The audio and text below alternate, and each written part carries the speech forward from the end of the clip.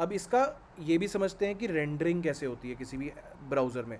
तो ब्राउज़र में सबसे पहले एक चीज़ होती है डॉक टाइप। ठीक है, डॉक टाइप क्या होता है? डॉक टाइप डिफाइन करता है कि कौन सा वर्जन ऑफ HTML हम यूज़ कर रहे हैं। फॉर एग्जाम्पल यहाँ पे जो डॉक टाइप HTML है, this is XHTML 1.0, this means HTML4 was use hair. अगर ये डॉक टाइप 5 होता, यहाँ पे डॉक टाइप HTML होता सिर्फ, तो उसका मतलब होता है HTML5 यूज़ की गई है इसमें। हम W3 कंसोर्टियम की साइट देखने की कोशिश करते हैं, यहाँ पे भी डॉक टाइप HTML4 यूज़ हुआ है। पुरानी साइट्स हैं, कुछ नहीं होंगी तो उसमें देख लेते हैं।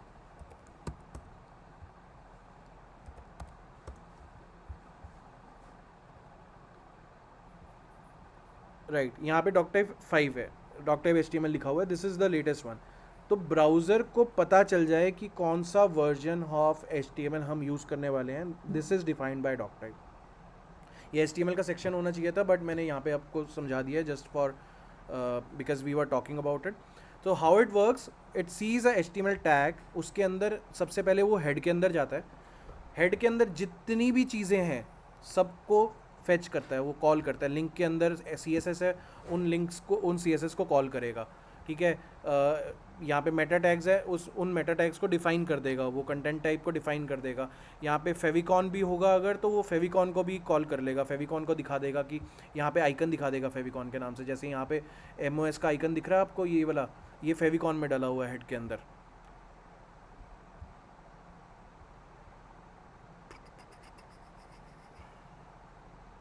ये रहा, ठीक है, लिंक टैग के अंदर फेविकॉन में डाला हुआ है, ठीक, ये वाला आइकन।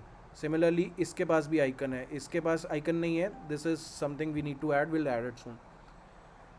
ठीक है, so this is your head tag. Now comes the body. Body के अंदर सारी HTML आनी चाहिए, जो भी आप HTML एप्लीकेशन को दे रहे हो, that will come in the body. और जितनी भी आपकी जावास्क्रिप्ट फाइल्स हैं, जितनी भी सारी की सारी सीक्वेंस में, जो उनसे सीक्वेंस में उसको लोड करना है, वो बॉडी के क्लोज होने से पहले आपको डिफाइन करनी है। There is a specific reason to do this. Now earlier, या आप स्क्रिप्ट टैग्स को हेड में कॉल कर सकते हो, कोई डाउट नहीं है उसमें। अगर कोई ऐसी स्क्रिप्ट टैग्स हैं जो आप चाहते हो कि आपकी एप्लीकेशन रेंडर होने से पहले आ जाएं, आपके पास कुछ जावा स्क्रिप्ट, उसको आप हेड में डालोगे। लेकिन अगर आप चाहते हो कि ये वाली तभी आए जब मेरी फंक्शनैलिटी शुरू होनी है, तो आप उसको बॉडी में डाल सकते हो। Now point is this improves your performance. Head में सबसे पहले क्या होता है, हेड में फाइल्स होती हैं, वो फेच कर रहा होता है उन फाइल्स को, ब्राउज़र कॉल कर रहा होता है उन फाइल्स को, रिक्वेस्ट जा रही होती है, रिस्पॉन्स आ रहा होता है, इसमें टाइम लगता है कुछ। ठीक है, उसके बाद बॉडी आती है, बॉडी के अंदर HTML होती है, जो उसके बाद बॉडी HTML में आई है उसको वो रेंडर करता है। ठीक है, उसको पेंट करता है ब्राउज़र पे, उस पेंट करने में भी टाइम लगता है।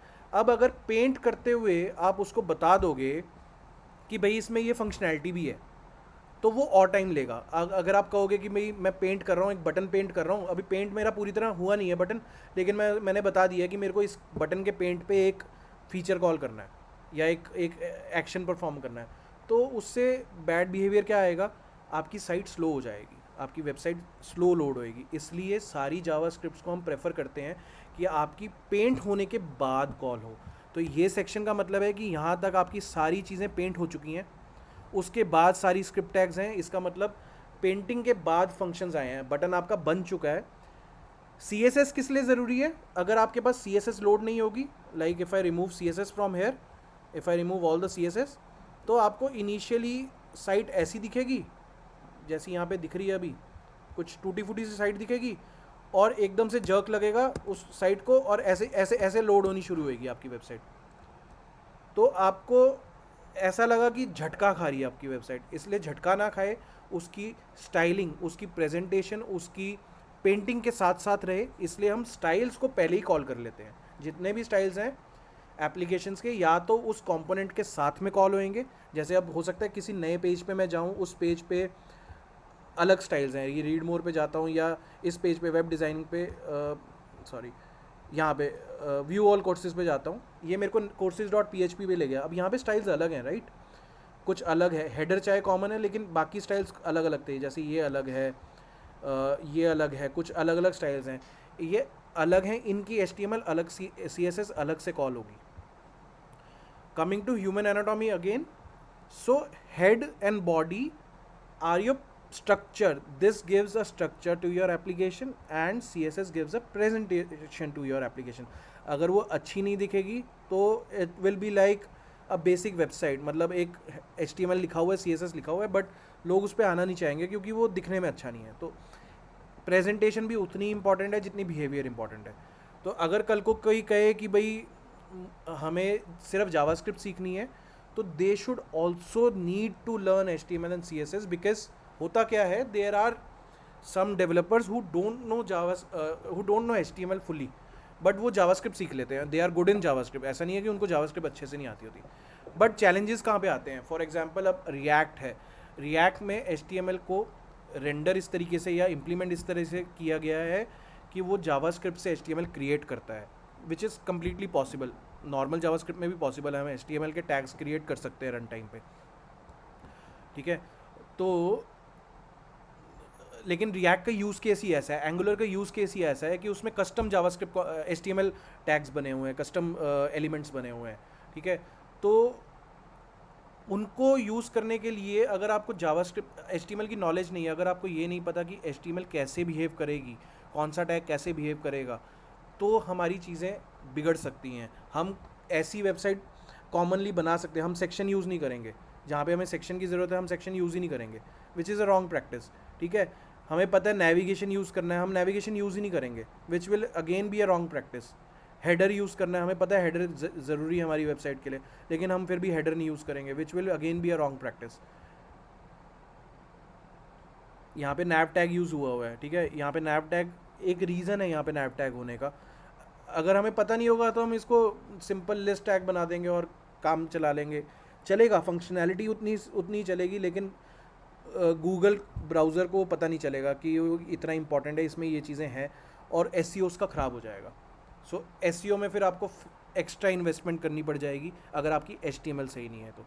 सो मेक श्योर HTML आपका जो स्ट्रक्चर है पूरी एप्लीकेशन का वो स्ट्रॉन्ग हो, इतना स्ट्रॉन्ग हो कि हर एक चीज़ का अपना एक मतलब हो.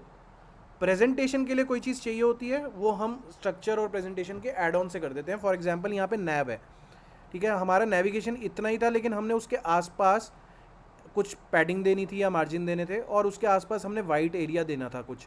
उस वाइट एरिया के लिए हमने एक हेडर TP क्लास लगा दी, कंटेनर दे दिया, उस पर CSS लगाई है, अलग अलग बॉर्डर लगाया हमने बॉटम, ठीक है.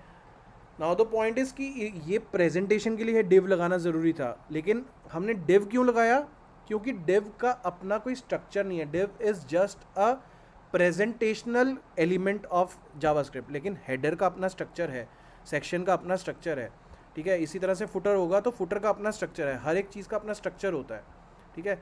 यहाँ पे हमने फुटर को अलग स्टाइल देना था, कंटेनर बनाना था, उसके बाद हमने कंटेनर बनाया उसके अंदर.